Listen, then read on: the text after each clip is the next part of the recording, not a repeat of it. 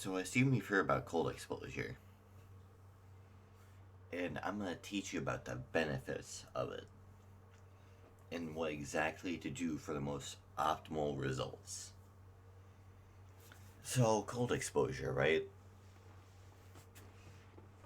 It's the act of getting in uncomfortably cold water, or like temperatures in general. It doesn't have to be for a particularly long time. I'll get onto the timings in a little bit. Just give me this. Just give, let me tell you like a few little bit of the benefits, and I'll get into them after the timings, so you know what to expect. So, as a slight disclaimer to start this off, you should like ease into it. Once you start off, you shouldn't go out by ice bath completely filled up. That is how you completely stop it after the first one. Or like dip your toe in there and then quit. So then you wasted time and money. What I recommend to start is to go outside if it's cold with like less clothing, or to like get in the shower. Not like put it fully on cold. No, no. But to like put it at like a slightly uncomfortable amount of cold. Or just ease your way down there from like a hot shower. Or like the shower you normally use. So, if you, what you want to do for timings, if you're doing ice baths, you only need to do 2 minutes every other day to get the full benefits. And for showers, it's 30 seconds every other day to get the full benefits. You could do more if you truly want it for like your own mental health, or just a morning routine. Or you could do less and not get the full benefits. It's perfectly fine.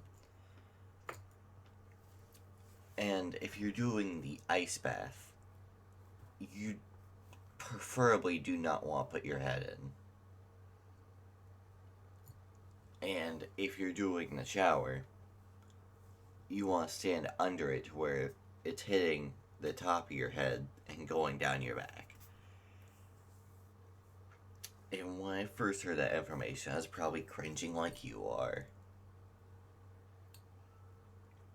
And if you're working out, you do not want to do an ice bath or a cold shower right after your workout. You preferably want to do a different day or before. Because if you do it right after your workout, you won't get any gains or minimal gains. Because that robs your body of like the chemicals and all the stimulation to adapt the muscles.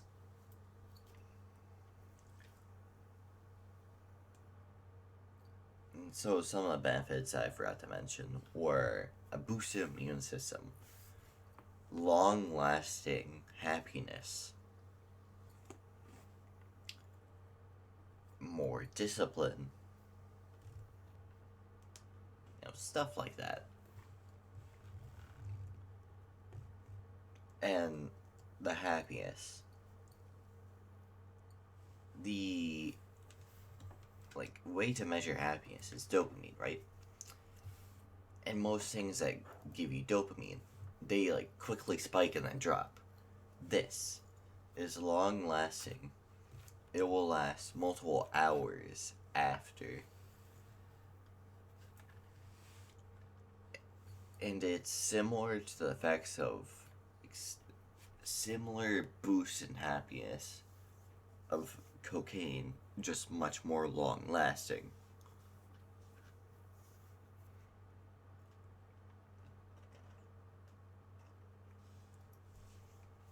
some of the mental health benefits, or just so confidence benefits, you feel more complete as a man when you do this.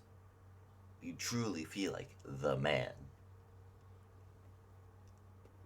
And then you get more in touch with your brain every time you do this. Because you know you don't want to do it, but you do it anyways.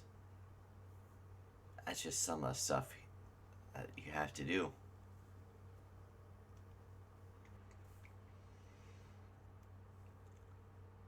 And before I took cold showers, I got sick every 6 months or so. And ever since I took a cold shower, I have not been sick since.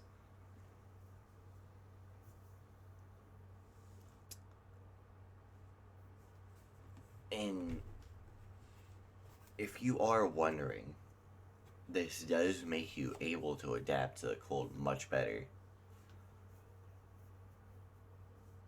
I mean, it does seem pretty obvious, but there's other things that do seem pretty obvious, but they aren't so obvious, I guess. But it makes you a lot more adapted to the cold. Within like the first week of cold exposure showers, like it was 40, 50 degrees out. I was walking outside with a jacket perfectly fine.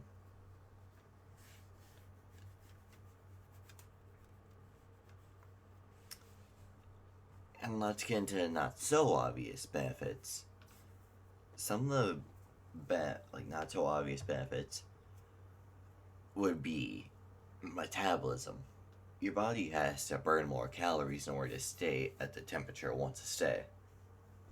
And if you want to have it burn more calories, and you really truly do not care, air dry.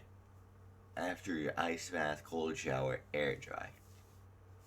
Instead of like a towel or a hot shower, if you let your body air dry,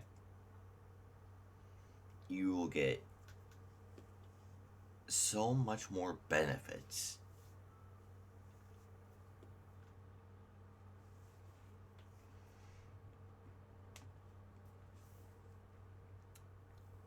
And yeah, you should truly do cold exposure. That is a thing you should well and truly do.